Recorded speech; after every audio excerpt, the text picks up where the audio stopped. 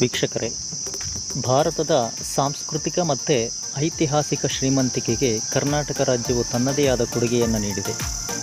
ಕರ್ನಾಟಕದ ಹಲವಾರು ಜಿಲ್ಲೆಗಳಲ್ಲಿ ಚಿತ್ರದುರ್ಗ ಜಿಲ್ಲೆಯು ತನ್ನದೇ ಆದ ವಿಶೇಷತೆಯನ್ನು ಹೊಂದಿದ್ದು ಹಲವಾರು ವಿಶೇಷತೆಗಳಿಗೆ ಕಾರಣವಾಗಿದೆ. ಅಂತಹ ವಿಶೇಷ ಸ್ಥಳಗಳಲ್ಲಿ ಚಿತ್ರದುರ್ಗ ನಗರ ವ್ಯಾಪ್ತಿಯಲ್ಲಿ ಕಂಡುಬರ್ತಕ್ಕಂತಹ 7 ಸುತ್ತಿನ ಕೋಟೆ, ಚಂದ್ರವಳ್ಳಿ, ಜೋಗಿಮಟ್ಟಿ ಗಿರಿಧಾಮ, ಆಡುಮಲ್ಲೇಶ್ವರ, ಮುರುಘಾ ಮಠ, ಹಿಮವತ್ ಕೇದಾರ, ನಂತರ ಹೊಸದುರ್ಗ ತಾಲೂಕು ವ್ಯಾಪ್ತಿಯಲ್ಲಿ ಕಂಡುಬರ್ತಕ್ಕಂತಹ ಹಾಲು ರಾಮೇಶ್ವರ, ನಂತರ ಮೊಳಕಾಲ್ಮೂರು ತಾಲೂಕು ವ್ಯಾಪ್ತಿಯಲ್ಲಿ ಕಂಡುಬರ್ತಕ್ಕಂತಹ ಅಶೋಕ ಸಿದ್ದಾಪುರ, ಹಿರಿಯೂರು ತಾಲೂಕು ವ್ಯಾಪ್ತಿಯಲ್ಲಿ ಕಂಡುಬರ್ತಕ್ಕಂತಹ VVS ವಾಣಿ ವಿಲಾಸ ಸಾಗರ, ಹೀಗೆ ಹಲವು ವಿಶೇಷತೆಗಳಿಗೆ ಸಾಕ್ಷಿಯಾಗಿದೆ ನಮ್ಮ ಚಿತ್ರದುರ್ಗ. ಇಂದಿನ ಈ ವಿಡಿಯೋದಲ್ಲಿ ಹಲವು ವಿಶೇಷತೆಗಳಲ್ಲಿ ಒಂದಾಗಿರ್ತಕ್ಕಂತಹ ಆಡುಮಲ್ಲೇಶ್ವರ ಕಿರುಮೃಗಾಲಯದ ಬಗ್ಗೆ ತಿಳಿದುಕೊಳ್ಳೋಣ.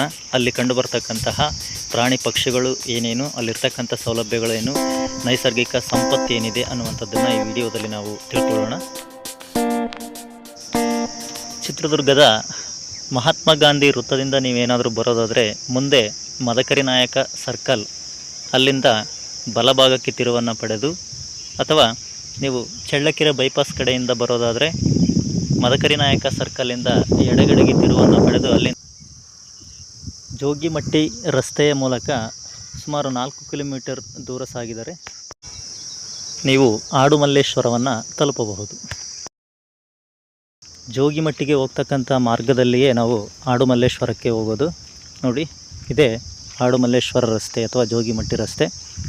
ಇಲ್ಲಿ ರಸ್ತೆ ಕಿರಿದಾಗಿದ್ದರೂ ಸಹ ಪ್ರಕೃತಿ ಸೌಂದರ್ಯ ತುಂಬ ಆಕರ್ಷಣೀಯವಾಗಿರುತ್ತದೆ. ಮಳೆಗಾಲದ ಸಂದರ್ಭದಲ್ಲಿ ಏನಾದರೂ ನಾವು ಈ ಕಡೆ ಬಂದ್ರಂತೂ ಎಲ್ಲೋ ಯಾವುದೋ ಒಂದು ಮಲೆನಾಡಿನ ಪ್ರದೇಶದಲ್ಲಿ ನಾವು ಪ್ರಯಾಣವನ್ನು ಮಾಡ್ತಾ ಇದ್ದೀವಿ ಅನ್ನುವಂತಹ ಅನುಭವ ನಮಗೆ ಸಿಗುತ್ತೆ. ನೋಡಿ, ಇದೇ ಆಡುಮಲ್ಲೇಶ್ವರದ ಒಂದು ಎಂಟ್ರೆನ್ಸು. ಇಲ್ಲಿ ಪ್ರತಿಯೊಬ್ಬರಿಗೆ 50 ರೂಪಾಯಿ ಒಂದು ಪ್ರವೇಶ ಶುಲ್ಕ ಇರುತ್ತೆ.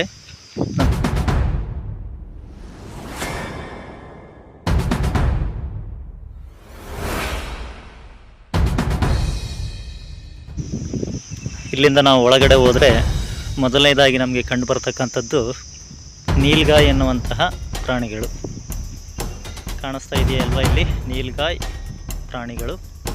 ಇಲ್ಲಿ ನಾನು ಆವಾಗಲೇ ಬೋರ್ಡ್ ತೋರಿಸಿದ್ನಲ್ವಾ, ಅಲ್ಲಿ ಆ ಬೋರ್ಡಲ್ಲಿ ಆ ಪ್ರಾಣಿಗಳಿಗೆ ಸಂಬಂಧಪಟ್ಟಂತಹ ಮಾಹಿತಿಯನ್ನು ನಮಗೆ ತಿಳಿಸ್ತಾ ಹೋಗ್ತಾರೆ. ಅಲ್ಲಿಂದ ಮುಂದೆ ಬಂದರೆ ನಮಗೆ ಹುಲಿಯ ದರ್ಶನ ಆಗುತ್ತೆ. ನೋಡಿ, ಅಲ್ಲಿ ಕಾಣಿಸ್ತಿದೆ ಅಲ್ವಾ ಹುಲಿ. ಇಲ್ಲಿ ನಾವು ನೋಡಿದಂತೆ 3 ಹುಲಿಗಳನ್ನು ನಾವು ನೋಡಿದ್ವಿ. ಇಲ್ಲಿ ಒಂದು ಮಾತ್ರ ಕಾಣ್ತಾ ಇದೆ.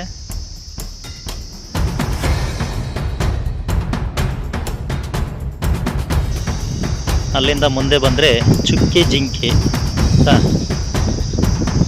ನೋಡಿ ಕಾಣಿಸ್ತಿದೆ ಅಲ್ವಾ, ಜಿಂಕೆಗಳು. ಚುಕ್ಕಿ ಜಿಂಕೆ, ನಂತರ ಕೃಷ್ಣ ಮೃಗ.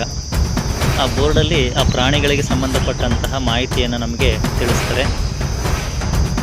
ಆ ಪ್ರಾಣಿಯ ಆಯಸ್ಸು,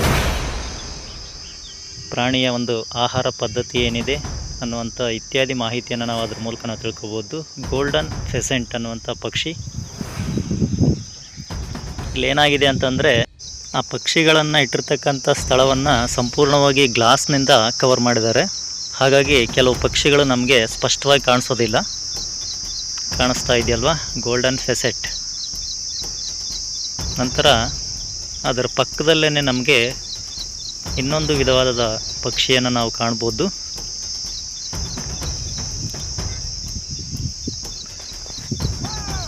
ಯೆಲ್ಲೋ ಗೋಲ್ಡನ್ ಫೆಸೆಂಟ್ ನೋಡಿ. ನಂತರ ಕಾಕ್ಟೈಸ್. ಸುತ್ತ ಗ್ಲಾಸ್ ಇರೋದರಿಂದ ನಮಗೆ ಪಕ್ಷಿಗಳು ಸ್ಪಷ್ಟವಾಗಿ ಕಾಣಿಸ್ತಾ ಇಲ್ಲ. Silver pheasant. ಇಲ್ಲಿ ಗ್ಲಾಸ್ನಿಂದ ಕವರ್ ಮಾಡಿದ್ದಾರೆ. ಜೊತೆಗೆ ಅಲ್ಲಿರ್ತಕ್ಕಂಥ ಗಿಡ ಅಥವಾ ಮರಗಳ ಮೇಲೆ ಕೆಲವು ಪಕ್ಷಿಗಳು ಇರೋದರಿಂದ ನಮಗೆ ಕಾಣಿಸ್ತಾ ಇಲ್ಲ. ಅಲ್ಲಿ ನವಿಲು ಕೂಡ ನಮಗೆ ಕಾಣಿಸ್ತಾ ಇದೆ.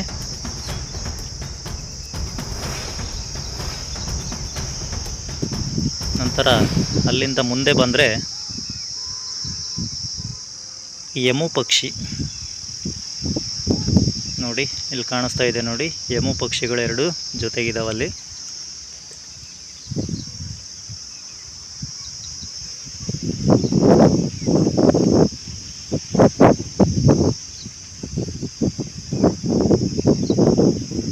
ನಂತರ ಹೆಬ್ಬಾವು,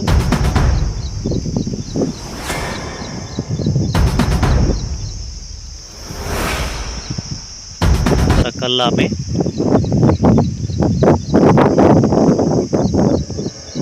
ನೋಡಿ ಕಾಣಿಸ್ತಿದೆ ಕಲ್ಲಾಮೆ.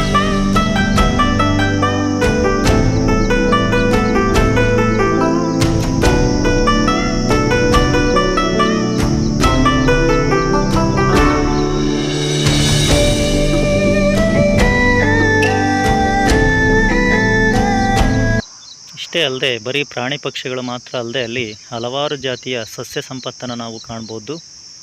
ಗಳಿಗೆ ಯಾವುದೇ ರೀತಿಯ ತೊಂದರೆ ಆಗಬಾರ್ದು ಅಂತಂದೇಳಿ ಒಂದು ಬೋರ್ಡನ್ನು ಹಾಕಿದ್ದಾರೆ ನೋಡಿ. ಇಲ್ಲಿ ಪ್ರಾಣಿಗಳ ಮನಸ್ಸು ನಮ್ಮಂತೆಯೇ. ಇಲ್ಲಿ ಕರಡಿಗಳನ್ನು ಸಹ ನಾವು ಕಾಣ್ಬೋದು. ಆದರೆ ನಾವು ಹೋಗಿದ್ದಂಥ ಸಂದರ್ಭದಲ್ಲಿ ಆ ಒಂದು ಸ್ಥಳದಲ್ಲಿ ಏನೋ ಒಂದು ಕಾಮಗಾರಿ ನಡೀತಾ ಇರೋದ್ರಿಂದ ಅಲ್ಲಿಗೆ ಜನರನ್ನು ಬಿಡ್ತಾ ಇರಲಿಲ್ಲ ನೋಡೋದಕ್ಕೆ. ಈ ಎಲ್ಲ ಪ್ರಾಣಿ ಪಕ್ಷಿಗಳನ್ನು ನೋಡಿಕೊಂಡು ನಾವು ಹೊರಗೆ ಬಂದ ತಕ್ಷಣ ನಮಗೆ ಇನ್ನೊಂದು ವಿಶೇಷತೆಯನ್ನು ನಾವಲ್ಲಿ ಕಾಣ್ಬೋದು. ಅಲ್ಲಿ ಒಂದು ಕ್ಯಾಂಟೀನ್ ಇದೆ, ಅದರ ಜೊತೆಗೆ ಮಕ್ಕಳ ಉದ್ಯಾನವನ. ಅಲ್ಲಿ ಬಂದಿರತಕ್ಕಂಥ ಮಕ್ಕಳು ಆಟ ಆಡಲಿಕ್ಕೆ ಬೇಕಾಗಿರ್ತಕ್ಕಂತಹ ಸೌಲಭ್ಯಗಳನ್ನು ಕಲ್ಪಿಸಿಕೊಟ್ಟಿದ್ದಾರೆ. ನಾವು ಇಲ್ಲಿಗೆ ಬಂದರೆ ನಿಜವಾಗ್ಲೂ ಒಂದು ಹಬ್ಬದ ವಾತಾವರಣವನ್ನು ನಾವಲ್ಲಿ ಕಾಣ್ಬೋದು. ಜೊತೆಗೆ ಅಲ್ಲೊಂದು ಚಿಕ್ಕದಾದಂತಹ ಒಂದು ಕ್ಯಾಂಟೀನ್ ಇದೆ. ಅಲ್ಲಿ ಕೆಲವೊಂದು ತಿಂಡಿ ತಿನಿಸುಗಳು ಮತ್ತು ತಂಪು ಪಾನೀಯ ನಮಗಲ್ಲಿ ಸಿಗುತ್ತೆ. ಒಟ್ಟಾರೆ ಇಷ್ಟೊಂದೆಲ್ಲ ಸಸ್ಯ, ಪ್ರಾಣಿ ಮತ್ತು ಪಕ್ಷಿ ಸಂಪತ್ತನ್ನು ಹೊಂದಿರತಕ್ಕಂಥ ಆಡುಮಲ್ಲೇಶ್ವರ ಚಿತ್ರದುರ್ಗ ಜಿಲ್ಲೆಯ ವಿಶೇಷತೆಗಳಲ್ಲಿ ಒಂದಾಗಿದೆ.